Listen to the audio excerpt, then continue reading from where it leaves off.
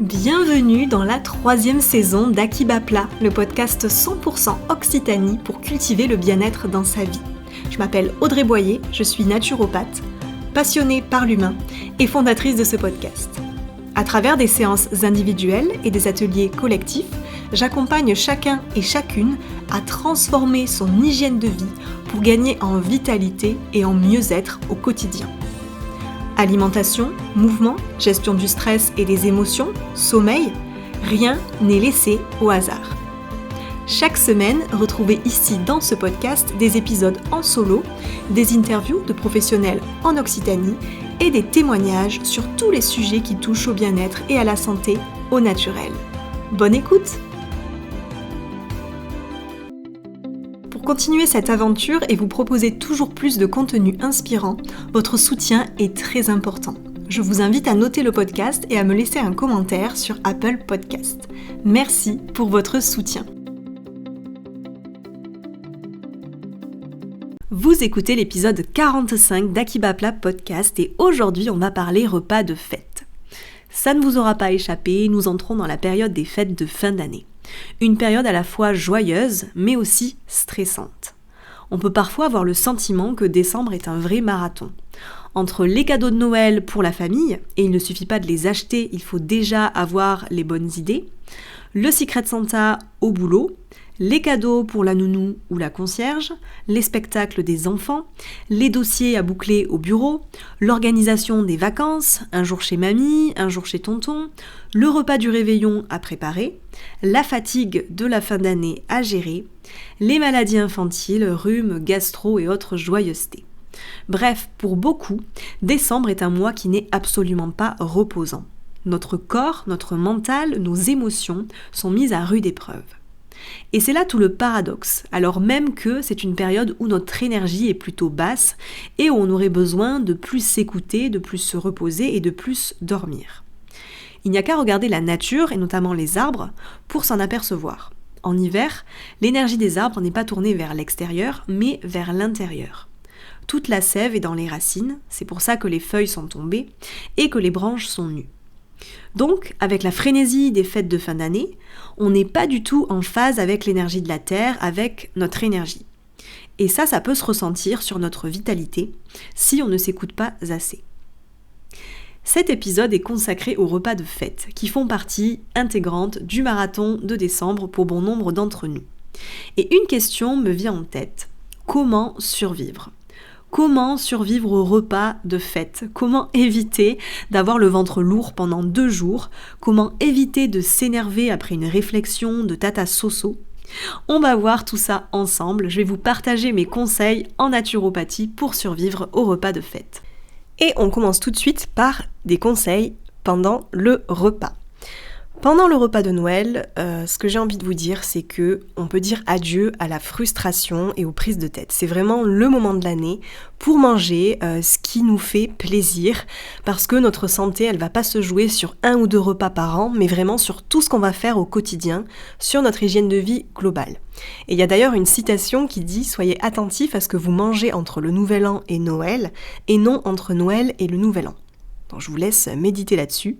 Mais retenez que se faire plaisir est très important. Et je partage souvent cette règle des 80-20 pendant mes accompagnements naturaux. C'est cette idée que l'on mange de façon plutôt saine 80% du temps et que l'on se fasse plaisir 20% du temps. Et cette notion de plaisir, elle est vraiment importante pour ne pas tomber dans l'orthorexie. Cette obsession à manger sain tout le temps. Si ce sujet vous intéresse et que vous voulez mon retour d'expérience là-dessus, j'en parle notamment dans l'épisode 29 du podcast.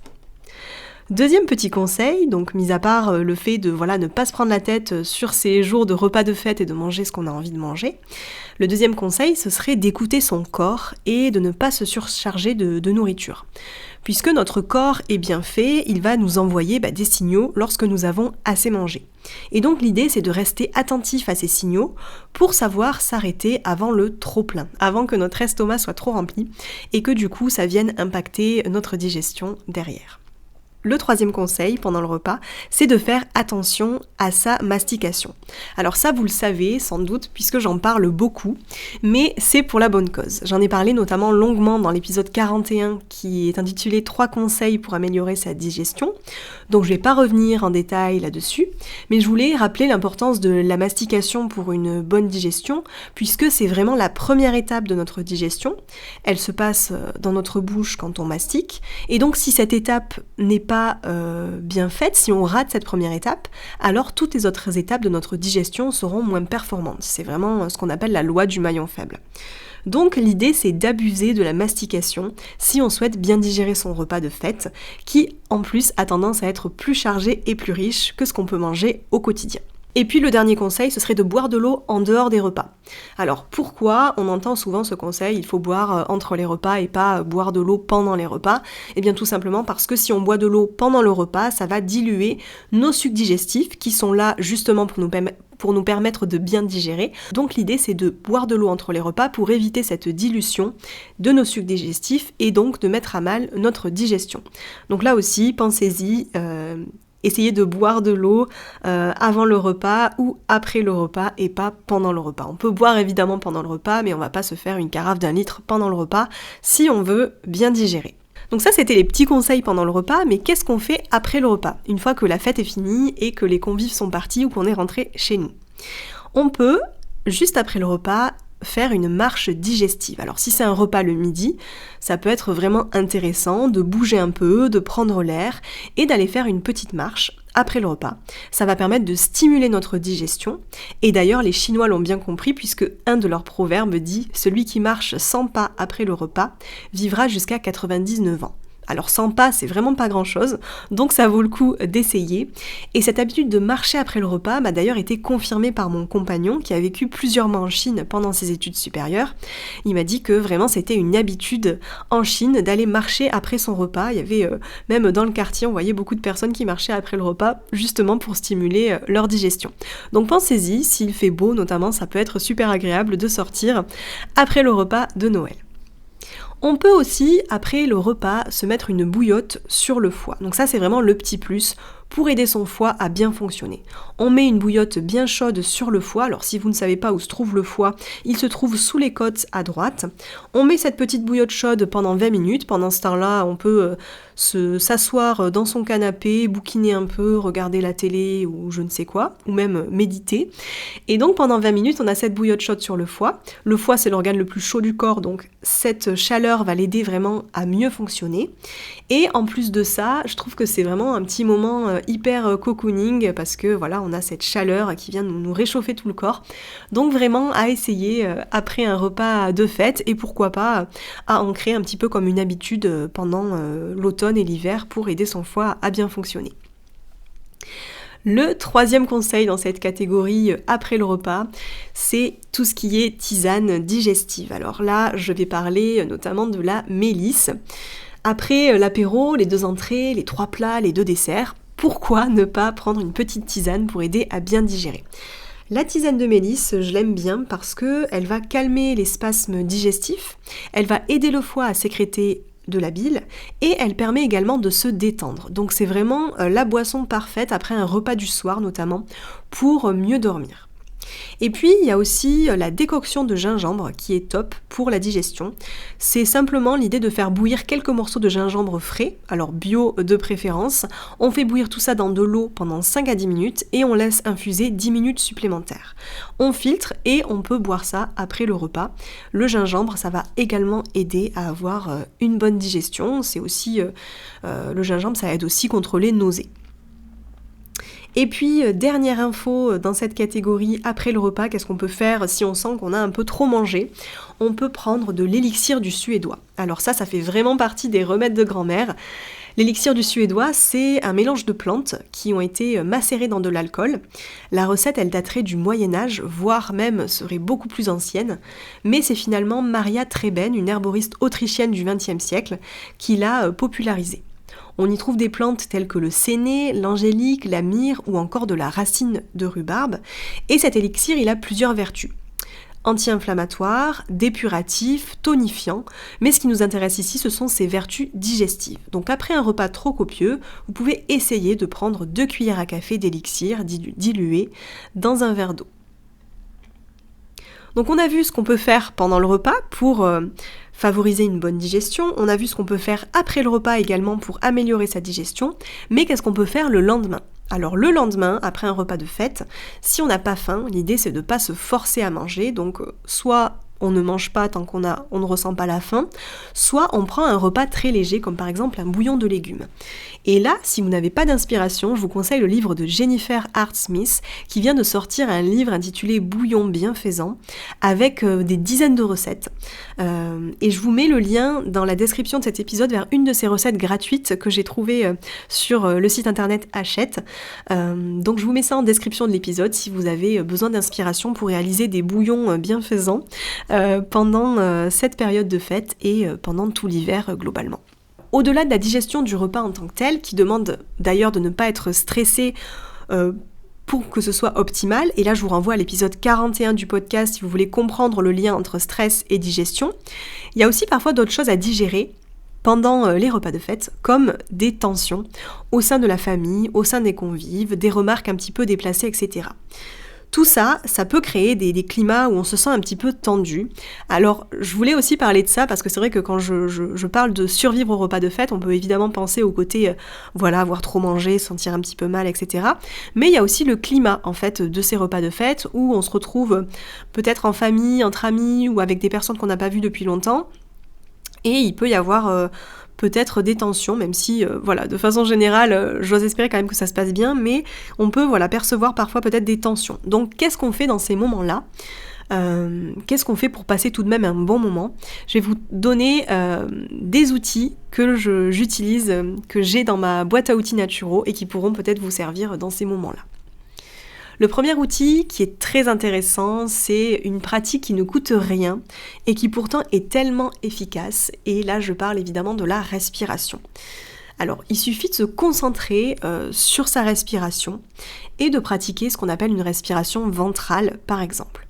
Donc, on peut le faire ensemble là si vous n'êtes pas en voiture, quoique ça marche aussi en voiture. Mais en tout cas, si vous êtes assis, vous pouvez par exemple poser les pieds bien à plat sur le sol, relâchez vos épaules, vous allez poser une main sur votre ventre et vous allez faire 2 respirations naturelles.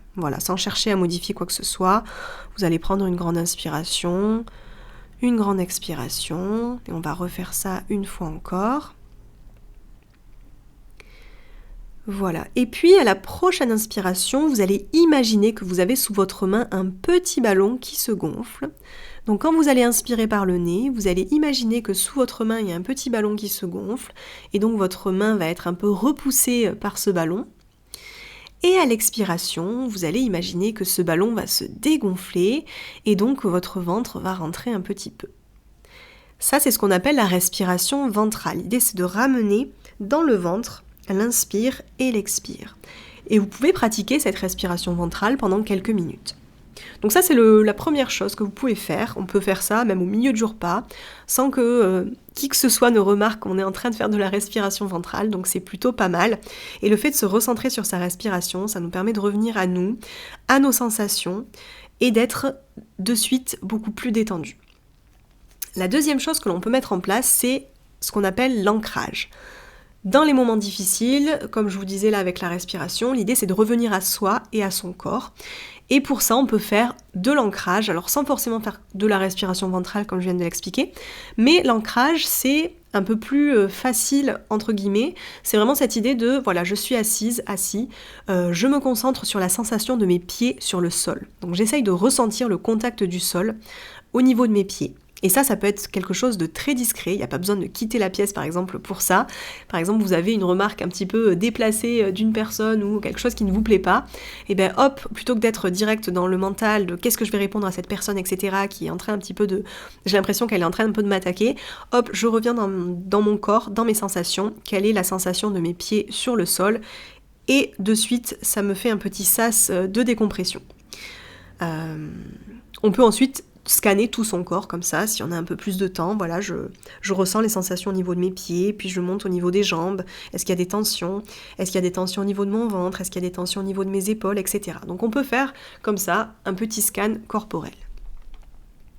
Et puis, dernière chose dans la boîte à outils naturaux que l'on peut utiliser dans des moments un petit peu tendus, c'est la fleur de Bach Rescue. Alors je pense que vous êtes nombreux à connaître les fleurs de Bach. Ce sont des élixirs floraux qui vont nous aider à rééquilibrer nos états émotionnels.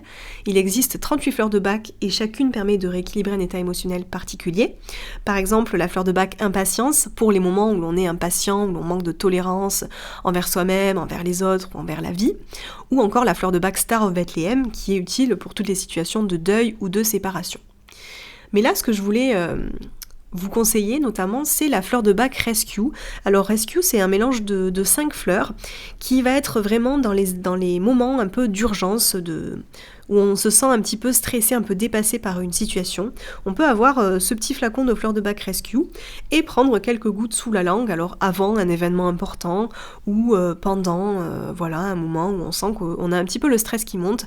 Ça nous permet de vraiment relâcher un peu la pression, d'être un peu plus dans le moment présent et de pas se laisser déborder par les émotions. Donc fleur de Bach Rescue, de toute façon, c'est toujours intéressant de l'avoir dans son sac, quelle que soit la situation qu'on traverse. Et puis, après les fêtes, qu'est-ce qu'on fait après les fêtes ? Alors, il y a beaucoup de personnes, je sais, qui sont tentées de faire une détox.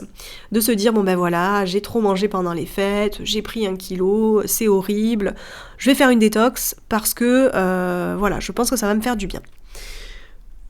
Mon expérience, c'est que c'est pas forcément une bonne idée. Déjà parce que la prise de poids, elle va pas se jouer sur 2 repas ou 3 repas de fête. Mais que, également, on n'a pas une énorme vitalité en hiver, c'est ce que je vous disais au début de l'épisode. En hiver, on est plus en mode cocooning, à rester chez soi, à beaucoup dormir et à avoir envie de beaucoup plus se reposer. Donc pendant l'hiver, en fait, notre vitalité, elle est un petit peu dans les chaussettes, si je peux dire ça, même si évidemment qu'on peut être en forme en hiver, mais on a plutôt une vitalité basse par rapport au printemps ou à l'été. Donc l'idée, c'est d'attendre le printemps si vraiment vous voulez faire une détox. Mais en tout cas, ce qu'on peut faire, c'est soutenir sa vitalité et chouchouter son foie.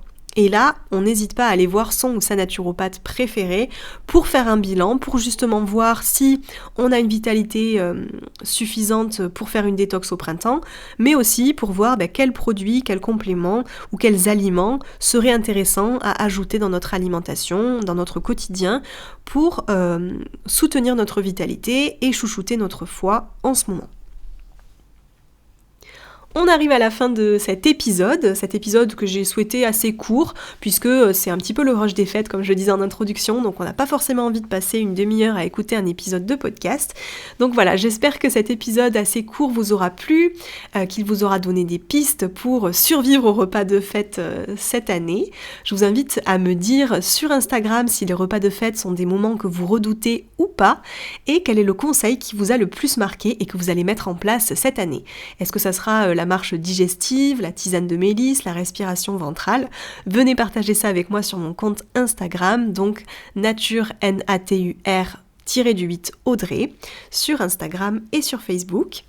Et je vous souhaite de très belles fêtes de fin d'année, profitez bien de ces instants pour vous ressourcer au maximum, et on se retrouve en 2025 pour un nouvel épisode. C'était Akiba Plat, le podcast 100% Occitanie pour cultiver le bien-être dans sa vie.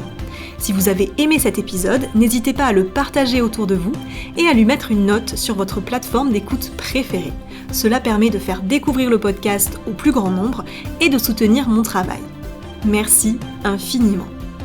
Et pour me contacter ou retrouver toutes les actualités, abonnez-vous à la page Nature Audrey, natur-8 Audrey, sur Facebook ou Instagram, ou bien visitez mon site internet www.audrey-boyer.fr.